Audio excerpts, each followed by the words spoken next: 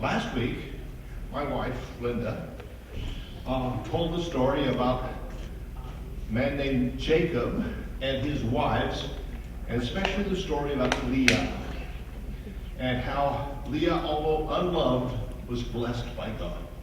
The story today is connected to that story, but by a long chain of other stories that come in. We have to skip some of the stories. But Jacob and Leah, and Jacob and another of his wives, Rachel. Jacob had 12 sons, and there came a time when, because there was no food in their country, they had to go to Egypt where there was food. And in Egypt, God made special provision for one of the sons of Jacob to become the king's special assistant. And he got great power. And when the family moved to Egypt, he was able to give them his protection, and they had a good situation. But after 400 years, that's a long time, there was a different king. There was a different family of kings. And they did not know about the good things that Joseph, the son of Jacob, had done. And that king made them into slaves. And the Egyptians were afraid of the children of Israel, all the descendants of Jacob, because there were so many of them. And they made them slaves and made them work, and they wanted to stop them from growing to be too many. So the Pharaoh sent out a law that said that whenever a male child was born from the Israelite people, it had to be killed. So only the girls could live. And that way he was going to keep control of the population. And today's story is about that situation and what happened. And it's going to be told by another Linda Blount, who is Mr. Richard's wife. And she's going to be telling us that story. Okay. Good morning. This morning, I'm going to tell you about 5 women and what those 5 women did to save a man. And the first 2 people I'm going to tell you about are called midwives. Do y'all know what a midwife is? Yes. Do you know what a midwife is? A midwife is a woman who comes and helps you have a baby instead of a doctor, like up there on the screen. And they were important in the past. Sometimes they're becoming more important nowadays because there are fewer doctors. But these 2 women, their names were Shiphrah and Puah, and they did something that was really important. They obeyed God. They obeyed God because God said, don't kill him.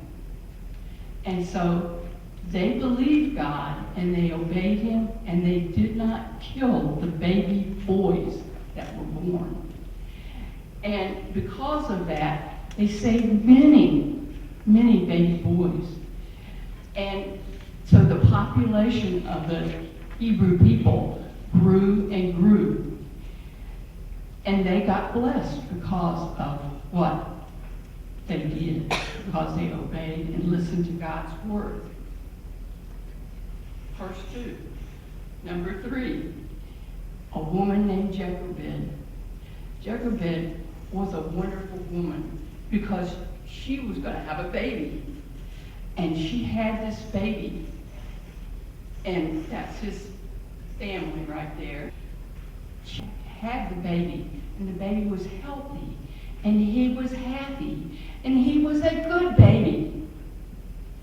And more important, it was her baby.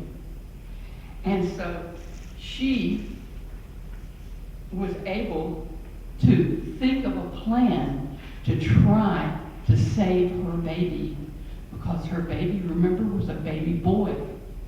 And she wanted to do something to keep this baby boy. So she made a plan, and she wove a basket have you ever woven a basket before? I tried. It wasn't very good. But she wove that basket and she put pitch, tar, all around the basket so the basket would not sink in the water. And her plan was to save her baby by putting the baby in a basket near a place where lots of people walked.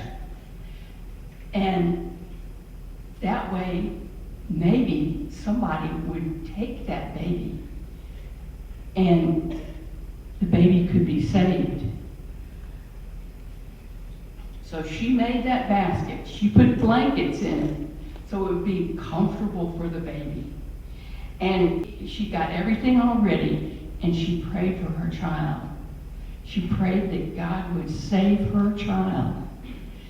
And she went out and she put the baby in the water, and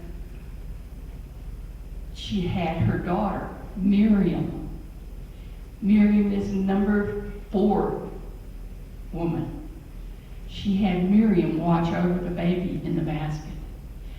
And as Miriam watched over the baby, she wanted to make sure that the baby was safe. She wanted to make sure that the baby wasn't crying. And so she would nudge the baby so that the baby was fine.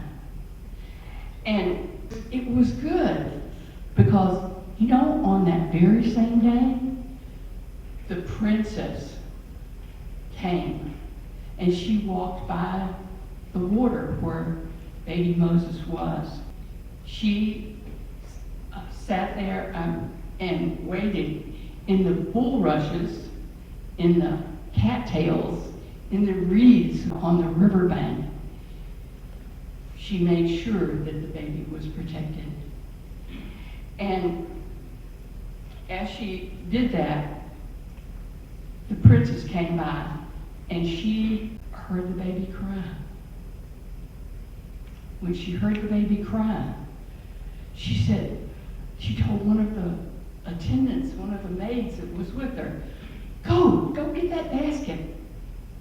And the maid got the basket and brought it in, and they opened it up. And there was a baby, a foreign baby, in that basket.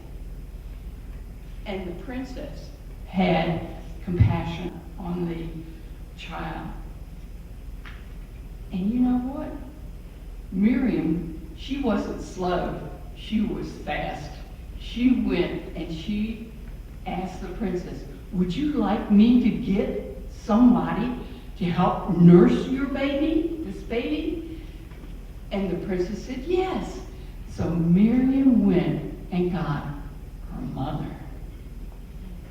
You know, that's pretty good to get your mother. The mother, very same mother of the baby. And he was able to take the baby home and nurse the baby and raise the baby just like she would like.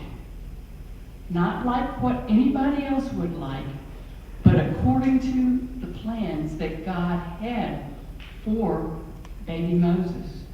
Now, you know, that princess, she was pretty good. I don't know how old Moses was by the time that he went back to the palace where the princess lived. Probably maybe about 6 or 7 years old. And at that time, Jochebed, the mother, was raising that child and telling him the stories about God. And so he was able to understand some things about God. But now when Moses went back to live in the palace with the princess, you know what? He lived in a really nice place. And he got a really good education. And not only that, but he learned how to be a leader among people. And that was very important for him later on in his life. Now, I told you about these 5 women They did something that, just ordinary things that people do. Now, women in our society, they are the guides for our society. They're the ones that bring the children along and hopefully teach them to do right. And because of that, they do great things for the next generation of children that we have in our society. And that's the story for today. Thank you.